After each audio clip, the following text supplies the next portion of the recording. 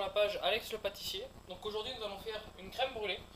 Donc nous allons commencer par allumer notre four en mode four traditionnel à 95 degrés. C'est important de ne pas dépasser les 100 degrés, sinon à la cuisson nos crèmes risquent de bouillir et donc les jaunes d'œufs vont cuire et ça ne sera pas du tout une crème brûlée. Donc nous allons commencer par faire chauffer notre crème liquide avec notre lait et notre vanille. Donc la vanille, vous pouvez utiliser soit des gousses fraîches, soit des extraits liquides, ou comme moi, j'ai acheté donc un petit pot de graines de vanille directement. Ça coûte en général un peu moins cher que de la vanille fraîche. Donc je vais mettre mon lait et ma crème, je vais la porter à ébullition pour faire infuser convenablement la vanille. Et après je vais la laisser refroidir légèrement pour ne pas la verser bouillante sur mes jaunes d'œufs. À feu doux. Et pendant que ma crème chauffe, je vais blanchir mes jaunes d'œufs avec mon sucre.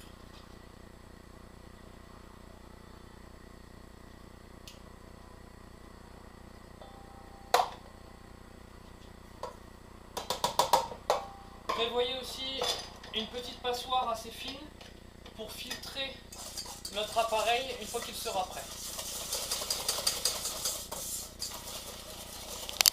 Pour les œufs, il n'est pas nécessaire de les blanchir au robot ou de les faire réellement mousser. Juste les blanchir très rapidement histoire que le sucre soit bien dissous dans les jaunes, ça suffit amplement. Sinon vous risquez d'incorporer trop d'air dans votre appareil et il risque de gonfler au four. Donc ma crème a légèrement refroidi, je vais maintenant la mélanger dans mes jaunes d'œufs. Donc petit à petit, d'abord une première quantité et bien fouetter pour éviter de trop cuire mes jaunes. Voilà, quand mon mélange est déjà un peu homogène, je verse le reste du lait et de la crème. En mélangeant toujours continuellement pour éviter que la chaleur ne cuise les jaunes.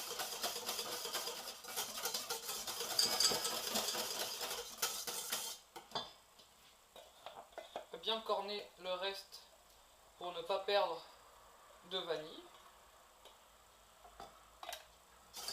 Bien mélanger.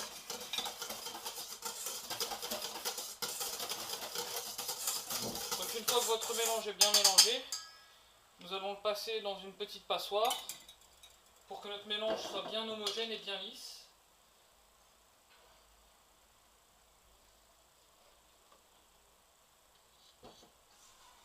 Si vous utilisez des gousses de vanille fraîche, ça permet également de récupérer l'écorce de vanille. Car si vous utilisez de la vanille fraîche, il ne faut surtout pas utiliser que les graines. Utilisez également la gousse en elle-même, car elle comporte également beaucoup de goût. Et ça serait dommage de le gâcher au prix que ça coûte.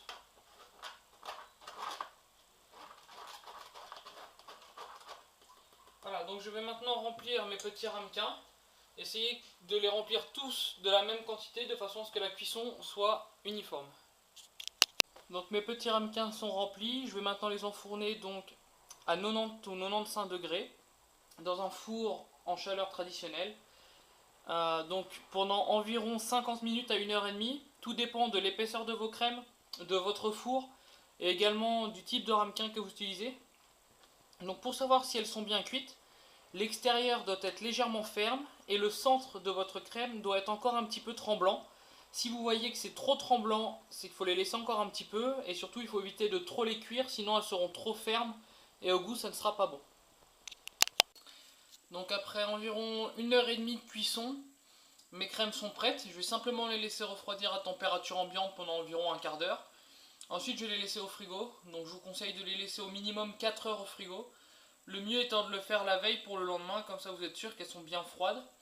Et ensuite il suffit juste de rajouter un petit peu de sucre, donc soit du sucre semoule classique, soit de la cassonade et un petit coup de chalumeau, donc je vous montrerai ça dans la prochaine partie. Donc ma crème brûlée est restée plusieurs heures au frigo. Je vais maintenant la caraméliser. Donc normalement on utilise plutôt du sucre de canne, moi j'utilise du sucre semoule. Le résultat est à peu près identique.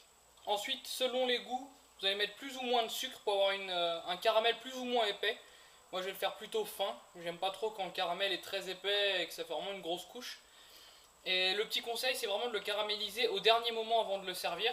Sinon, avec l'humidité de votre crème, bah, votre caramel va fondre et ça sera plus du tout une petite coque croustillante. Donc vous saupoudrez simplement un peu partout du sucre. Et ensuite, avec une petite torche, nous allons le faire caraméliser. Voilà. Donc vous pouvez acheter des petits chalumeaux professionnels comme ceci. Maintenant on en trouve un peu partout dans les magasins spécialisés ou même dans les grandes surfaces. C'est assez fréquent. Et vous venez caraméliser gentiment votre sucre. Si vous voyez qu'à certains endroits il commence à trop colorer contrairement à d'autres, laissez simplement refroidir un petit peu et recommencer à caraméliser de façon à laisser refroidir donc la partie qui a trop caramélisé et celle qui n'est pas du tout caramélisée reprendra plus facilement.